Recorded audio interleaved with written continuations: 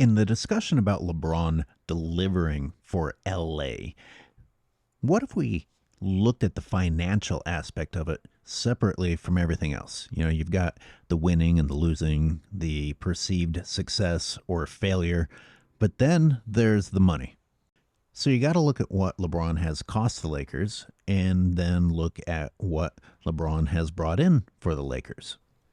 First, let's look at the salary. His first contract was a guaranteed max, $153,312,000. His second guaranteed max was $85,655,000, and the 2023-2024 max was for $99 million. He has opted out of his current contract and is now projected to get $162 million for the next 3 years.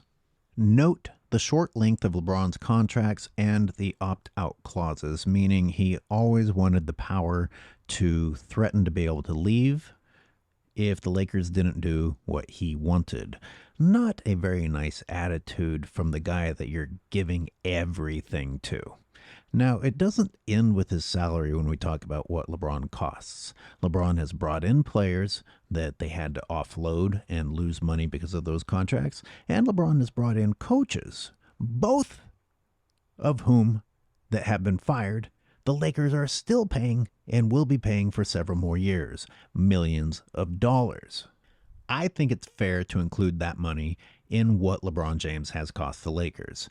Then there's the players that LeBron has cost the Lakers. They're the people that have left, not the ones that were actually traded away, but the ones that the Lakers just couldn't hold on to because they didn't have any money left to pay them. The people that didn't want to play with LeBron, the people that didn't want to come to LA because of LeBron. Those are all costs too. But again, this episode, we're going to focus on the financials. Okay, so we've kind of gone over what LeBron has cost the Lakers, and now let's look at what LeBron brings in for the Lakers. While looking into this topic, I found an interesting article about a season ticket holder who, after 50 years, felt like he didn't like where the franchise was going. And what had happened is the Lakers organization reached out to him in early April or late February, asking him to renew his season ticket sales early. I guess they needed the money. What happened in 2013? Jeanie Buss took over. Fast forward to 2014. The Lakers franchise has had problems since Jeanie Buss took over. When somebody hurts a franchise and you use a gimmick like LeBron James, because LeBron James does come with a lot of storylines, so he is a gimmick. Whether you think he's the GOAT or not, bringing in somebody who has that much media influence and is considered by some people, dumb people, but some people, to be the greatest player of all time, then that's a gimmick. So for her to mess up the franchise and take it to a low, and then for people to claim success that there was an increase in sales once LeBron got there, well, geez, no shit. You used a gimmick to improve a situation that you messed up. Let me spell that out even further for LeBron fans. If you lower the status quo, if things are going badly, then showing an improvement the next year doesn't mean as much as if you showed an improvement when things were already going well. Despite being dark days, if we look at the 2015-2016 season, which would be Kobe's last, the ticket sales equal the ticket sales of the Lakers in 2022-2023. This is with full-blown propaganda promoting LeBron James around the clock. They're equal. The next thing I want to show is revenue over time. This is an upward trend. It's not 100% perfectly upward, but it is an upward trend. Point is, if You've been increasing your revenue steadily for the last 23 years. Then there's no reason to get excited that that trend continued in the most recent years. You expect an upward trend to trend upward. You don't suddenly declare, oh, look, we're going up at the same time that another player arrives. That's a coincidence more than a causality. I'm not saying that LeBron James didn't impact sales, but you don't pretend that he turned around a downward trend. The notable exception is the COVID years, and, can't really blame anyone specific on that. They were just trying to figure out how to keep sports going, so I won't hold that against the LeBron years, even though it did happen in the LeBron years. The other thing to note is we're talking about revenue, not just ticket sales. So there are a lot of other forms of revenue, and there's a lot more going into marketing, and there's a lot more ways to get people to buy things in social media, online stores, whatever. I don't have to list everything. It's limitless, the number of ways that you can produce revenue.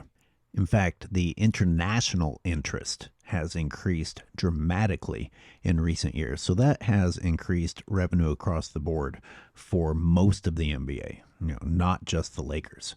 It's not even really fair to compare previous years when you now have to say, wow, almost the entire world cares about the NBA now. Let's also not forget that it's not LeBron James alone in Lakerland.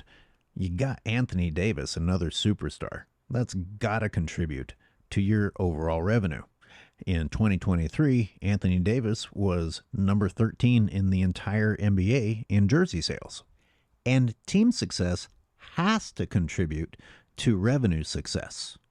So if we consider the importance of Anthony Davis for the Lakers' team success, then you really need to include Anthony Davis in what is being brought in.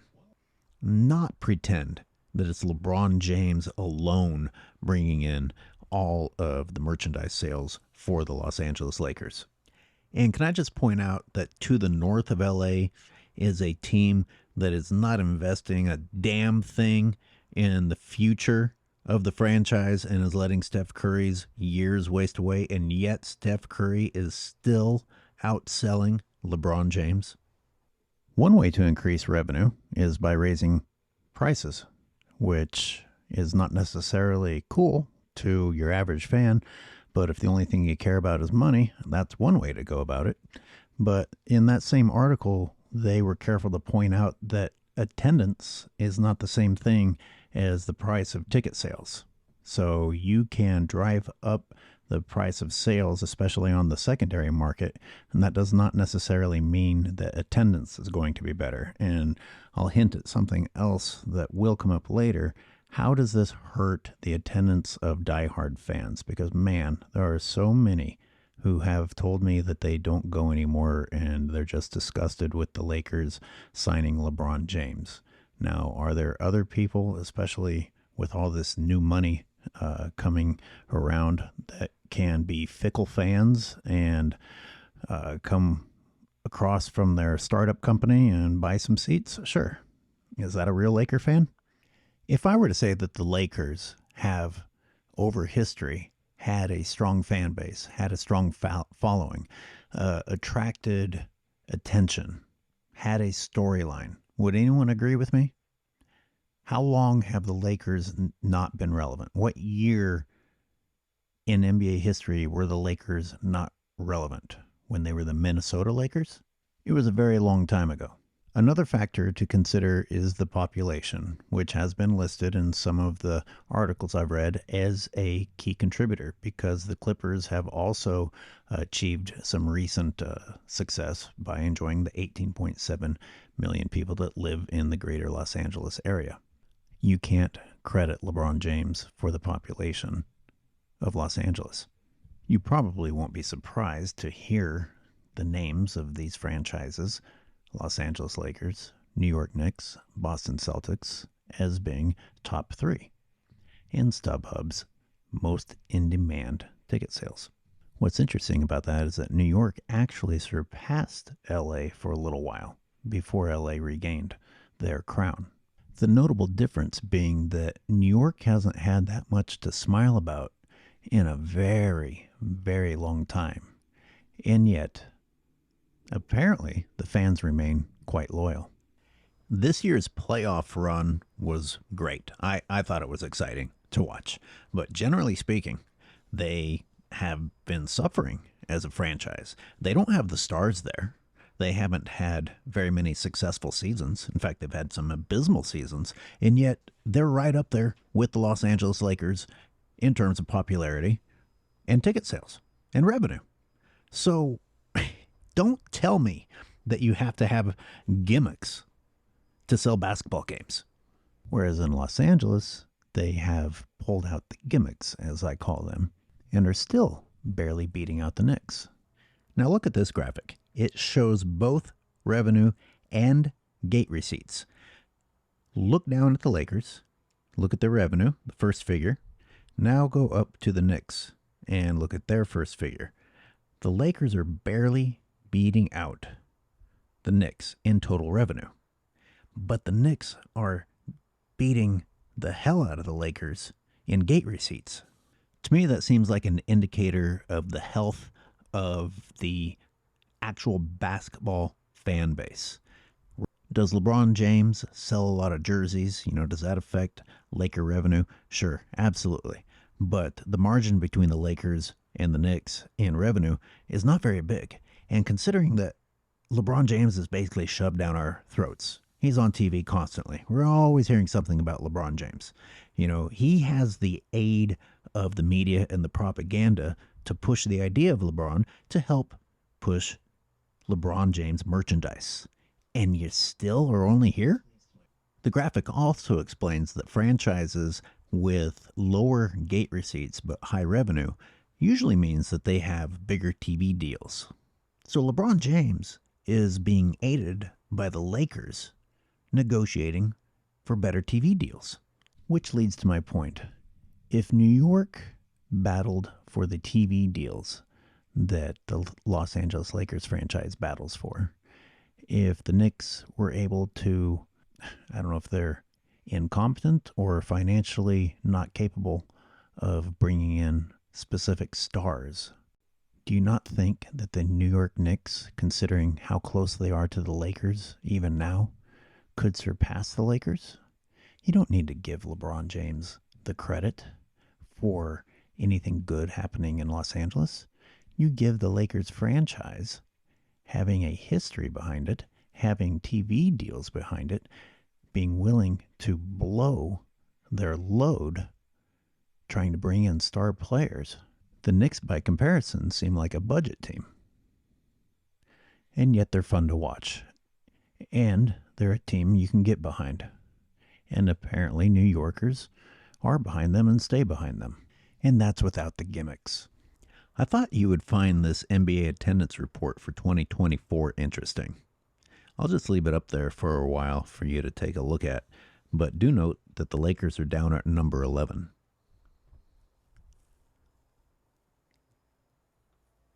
The Lakers gave up a lot to bring LeBron James. He was the star power. He was the main guy. So I got to ask why it's a constant conversation about bringing in more stars. You got Anthony Davis. He's not just a star. Anthony Davis is a superstar. And every season, it's about bringing in another star, even another superstar, and trying to have the best bench in the NBA. That's all. That's all they want. I mean, you already went all in on someone who's costing you a ridiculous amount of money and a ridiculous number of trades. Why is there still a search for stars when you already paid for that part? It doesn't seem fair to pay for the stardom of LeBron James and then constantly still have to be paying money for more stars.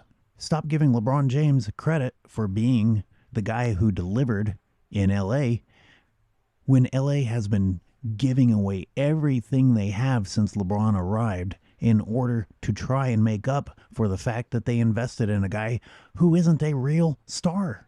Not basketball-wise, at least. I mean, sure, he's a figure. He's a public figure. But on the court, clearly he isn't the type of basketball player who can be the guy to carry the rest of the team. Otherwise, we wouldn't have a never-ending conversation about who else to add. And we're not talking about finding great role players. We're talking about keeping someone like Anthony Davis paid, keeping another superstar paid, and trying out other superstars not working. You know, if you had a legitimate main guy, then the Lakers could spend their money on the best role players out there. But you don't have the best guy. You have the idea of the best guy, and you're paying more than a best guy should ever cost. And he's not even a best guy. LeBron James is a minimum that costs the maximum.